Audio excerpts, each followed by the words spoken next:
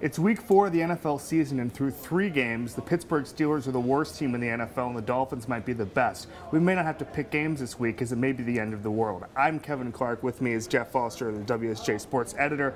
Geoff, we have a bunch of 3-0 teams, undefeated teams, teams that look like they may never lose again. Let's talk about a team that's 3-0 that's going to keep going.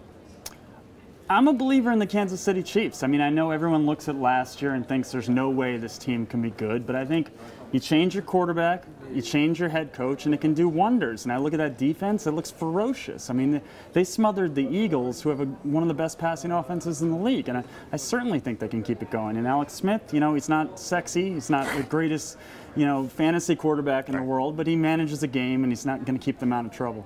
Right. Well, how about the New Orleans Saints? Last year, their defense was just awful, giving up 29 points a game. This year, they've cut it down to 12 points a game. Rob Ryan, who came in from Dallas, Rex's brother, obviously, has done wonders. Their blitz packages are really creative. They're taking on the side of the tight end, which basically takes the tight end out of the offensive play. And you know, in today's NFL, that's a really big deal to take the tight end out. I think that obviously Drew Brees is going to bring the offense up to A+ level. The defense is now a B+, and so it's looking like they could be Super Bowl contenders. Yeah, and him and Jimmy Graham look unstoppable. Oh, it's just unbelievable. You don't have to worry about the offense with them. Yeah, but when the defense is rolling, that's the big thing. How about a team that's 3-0 right now that's going to fall apart?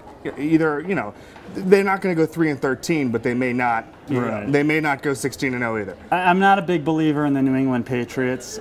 I don't think they really deserve to be 3-0 at this point. They've played some close games. They've won at the end a couple times. You look at who they're playing next: Atlanta, Cincinnati, New Orleans. Okay, it gets a lot harder. Everyone talks about their defense being way better, but then look who they played. They've played 2 rookie quarterbacks and a guy, Josh Freeman, who just lost his job. And then the worst thing is that the passing offense is just not clicking. I mean, look at this number.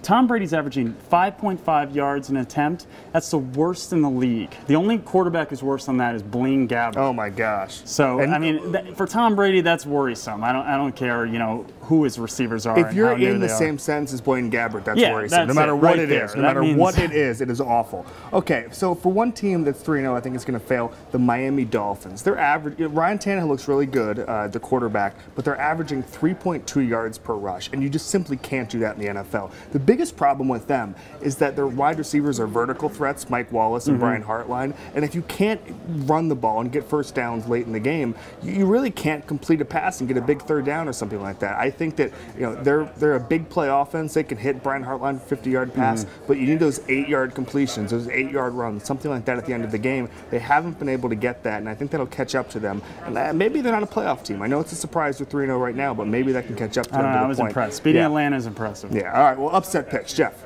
I'm going with the Jets.